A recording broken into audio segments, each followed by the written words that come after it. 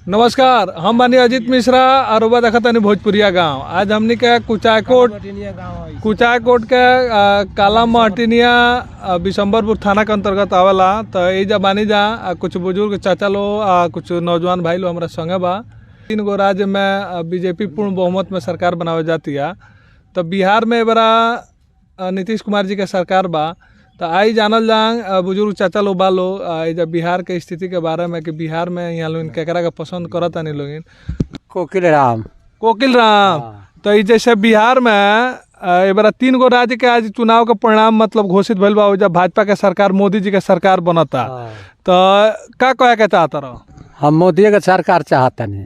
तो जब बिहारों में तुम मोदी के सरकार चाहता हाँ। तो मोदी जी के कौन काम बढ़िया लगल बा कि तुम मोदी जी के कोटा बैठल के जाता रहे मोदी जी के होला? अच्छा, और ही कौन कौन फायदा मोदी सरकार से तरह बा? कुल फायदा बा।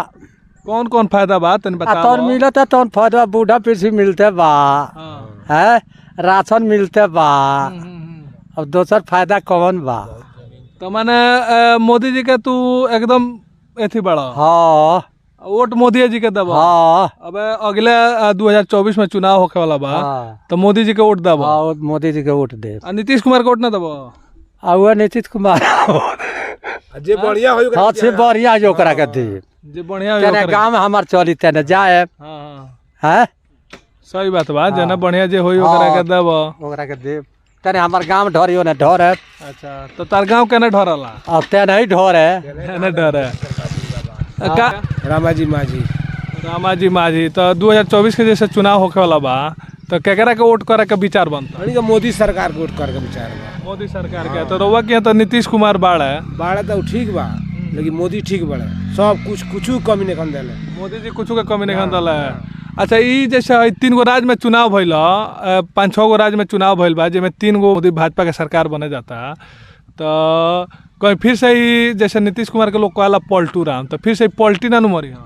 अभी तो हमनी के ना पता था जब फिर से पलटी मर्जन की नाम हमनी के मोदी सरकार ठीक बा। सब उनके KCC नल जल सब कुछ सब राशन सब हुआ बैठल, गरीब के लोग बैठल खाता।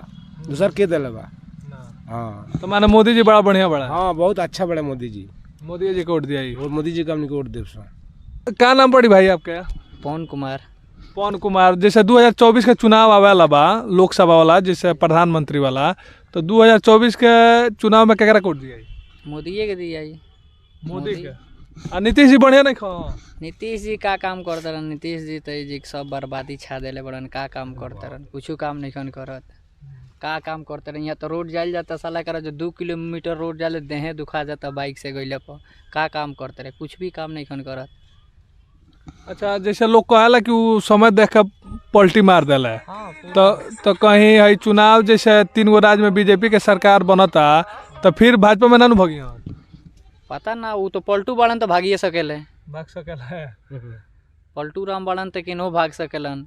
आत्मविश्वास जरा पर रखल जाला वो एक तरफ रहेला, ओकरा पर रखेला वो एक तरफ ना रहलन। पलटू राम हमन एकदम कबो एने कबो ओने, जेने पोजीशन अच्छा मिली उन्हें भाग सकेले। माने उनका पलटू नाम स्टेट नाम धरा गइल बा। अच्छा, एजा कुचायकोट में आवला का? हाँ, कुचायकोट।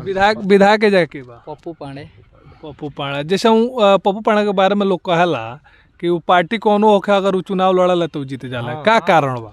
का कारण बा जी के जनता लोग के सब सहयोग करेलन, अच्छा से इज्जत करेलन। बियाह शादी में पैसा सब दिला?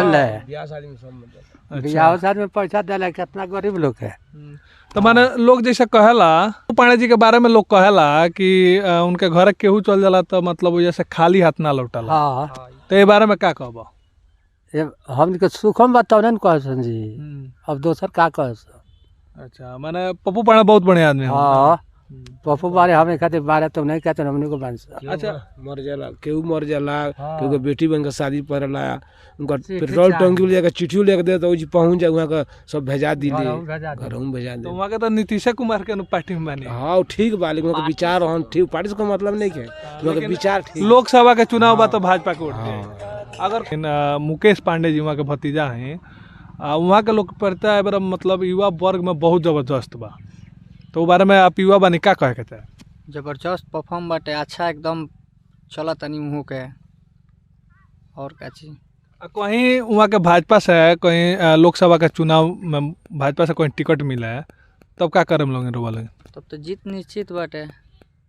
मतलब वहाँ का अगर भाजपा से टिकट मुकेश पांडे जी के मिल जाए तो जीत निश्चित बा। जीत निश्चित बाटे पूरा एने से पूरा प्रखंड से मतलब हमनी के एरिया से जितना भी वोट मिलल है बहुत सारा वोट बाटे तो एने के वोट सब पप्पुए पांडे के विधायक में जाला। पप्पू हाँ पांडे जी के। अच्छा कर्म करी जे अच्छा करी उहे नु करी जी। चर्चा चल रहा बा कि मुकेश पांडे जी के मतलब ये लोकसभा से टिकट देवे के विचार चल रहा बा बीजेपी से बीजेपी या नीतीश कुमार केहू से मतलब यंग जैसे एगो चेहरा लोकप्रिय चेहरा बाड़न तो कुल मिला जुला के लोग के ई अनुमान बा कि वहाँ के लोकसभा में टिकट मिला वाला बा। अच्छा पांडे जी के पांडे जी के हाँ लोकसभा से कोनो पार्टी से टिकट मिला के अनुमान बा या भाजपा या जदयू से कोनो ना कोनो पार्टी से वहाँ के टिकट मिला के अनुमान बा। तो अगर वहाँ के कोनो पार्टी से आए तो मुकेश पांडे के वोट दिया है कि पार्टी लेवल पर वोट दिया है? मुकेश पांडे के मुकेश पांडे को वोट दिया।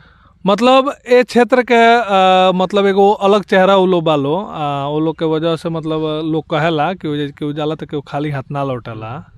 तो मतलब एगो तो बहुत अच्छा बनो तो जाला उनका लगे अपन संकट जाए कहे लग के सब दूर कर दिले लोग मतलब व्यक्तिगत वो लोग को वोट करला। हाँ व्यक्तिगत वोट पर लोग को।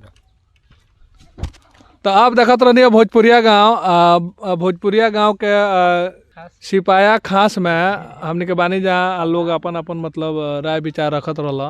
बाकी बना रही हमरा साथ देखत रही भोजपुरिया गांव।